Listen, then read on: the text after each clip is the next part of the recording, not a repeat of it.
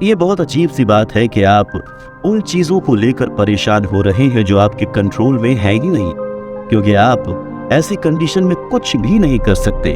और फिर सोच कर देखें तो आपको उन चीज़ों के बारे में भी परेशान होने की ज़रूरत नहीं है जिन्हें आप खुद कंट्रोल कर सकते हैं, क्योंकि वो तो आपके हाथ में है। याद रखिए, इस तरह परेशान होते रहने से आपकी स्पीड, आपके आगे बढ़ने की कैपेबिलिटी प्रभावित होती है। तो अब आप उन चीजों के बारे में सोचना और परेशान होना बंद करें जो आपके कंट्रोल में नहीं है। इससे सिर्फ आपकी एनर्जी वेस्ट होगी, वो एनर्जी जिसे आप अपने दूसरे काम पर फोकस करने में लगा सकते हैं। मैं अपने कोचिंग सेशंस के दौरान ज्यादातर समय लोगों को ये समझाने में लगाता हूँ कि वो अपनी चुनौतियों और चिंताओं को कैसे दूर कर सकते हैं।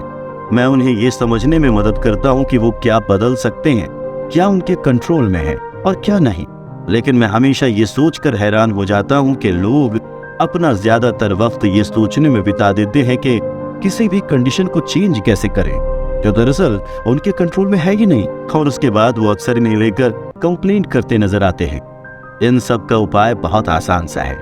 बस आपको उन चीजों पर फोकस करना है जो आपके कंट्रोल में है और जिसे आप अपने एफर्ट्स के जरिए प्रभावित कर सकते हैं।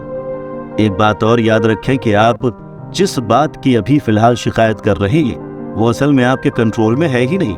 और देखा जाए तो ये मुद्दा कुछ भी हो सकता है, जैसे कि आज का मौसम बहुत खराब है, आपके कलीग्स आपके बारे में क्या सोचते हैं, या फिर आपका ड्रीम हॉलिडे प्लान बहुत एक्सपेंसिव है।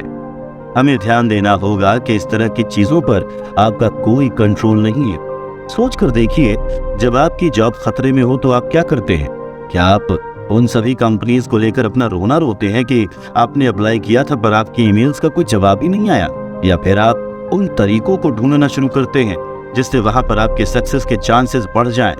सोच कर देखिए, अगर आप एक डेटिंग वेबसाइट का इस्तेमाल कर रहे हैं लेकिन आपकी प्रोफाइल पर कोई रिस्पॉन्स नहीं आ रहा है तो आप क्या करेंगे? क्या आप उस वेबसाइट से अपने पैसे वापस मांगेंगे, या फिर आप अपने दोस्त की मदद लेंगे ताकि आप अपनी प्रोफाइल को और ज्यादा अट्रैक्टिव बना सके?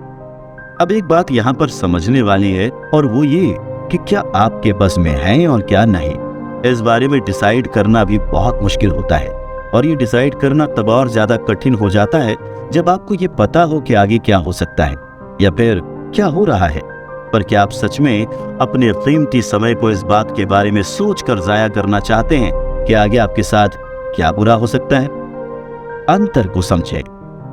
मुझे इस बात की ताकत दीजिए कि मैं ये समझ सकूं कि मैं क्या कंट्रोल कर सकता हूं और क्या नहीं। साथ ही मुझे इन दो तरह की परिस्थितियों के बीच का अंतर भी समझ आ जाए। ये बात सेंट फ्रांसिस ने बहुत साल पहले कही थी, शायद कई साल पहले, पर यह आज भी बिल्कुल सच्ची लगती है। और यहाँ पर आपको क्या करना है, आप इनकी इस एडवाइस को फॉलो करें।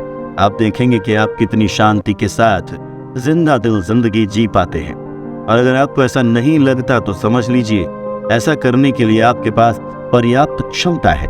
आपके पास आपकी भावनाएं हैं, आपके विचार, आभास, इमोशंस, दिमाग, सोच, चाहत और विश्वास, ये सब है जो कि इसमें आपकी मदद करेंगे। अगर आपने आपके अंदर मौजूद इन चीजों का सही ढंग से इस्तेमाल किया तो आप आने वाली किसी भी चुनौती के लिए तैयार रहेंगे। आप हर परिस्थिति में सही निर्णय ले पाएंगे। अब शुरुआत करने के लिए आप एक काम कर सकते हैं। अपने कॉमन सेंस का इस्तेमाल करते हुए इस बात को समझने की कोशिश कीजिए कि आप किन चीजों को आसानी से बदल सकते हैं, जैसे कि दूसरे लोगों की पसंद के मुताबिक, और इमोशनल रिएक्शंस को चेंज कर सकते हैं। आप गवर्नमेंट पॉलिसीज और स्टॉक मार्केट पर होने वाले ग्रुप डिसीजंस के इफेक्ट्स को चेंज कर सकते हैं।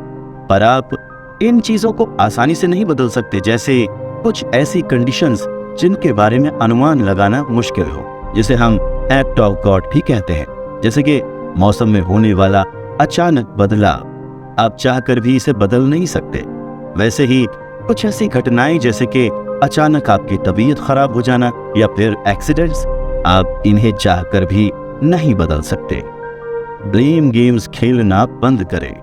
इस बात को समझने के बजाय कि आप क्या कर सकते हैं या क्या नहीं, दूसरों पर इल्जाम लगाना बंद करें। हम अक्सर दूसरों को कुछ इस तरह से इल्जाम देने लगते हैं जैसे कि इसमें मेरी कोई गलती नहीं है, उसने मुझे नाराज कर दिया, वो मेरा बर्थडे भूल गई तो फिर मैं उसकी परवाह क्यों करूं? या कोई भी टाइम पर नहीं आता तो सिर्फ मैं ही जल्दी क्यों आऊं? जब पूरी टीम गोल अचीव करने की कोशिश कर ही नहीं रही तो फिर मैं अकेले ही कोशिश क्यों करूं? हम जानते हैं कि ऐसा करने के लिए आपको एफर्ट्स लगाने होंगे और आपको प्रैक्टिस भी करनी होगी, लेकिन ऐसा करने से आपकी सोच और आपके एक्शंस पर कंट्रोल होगा और ये आपकी जिंदगी के लिए बहुत जरूरी है।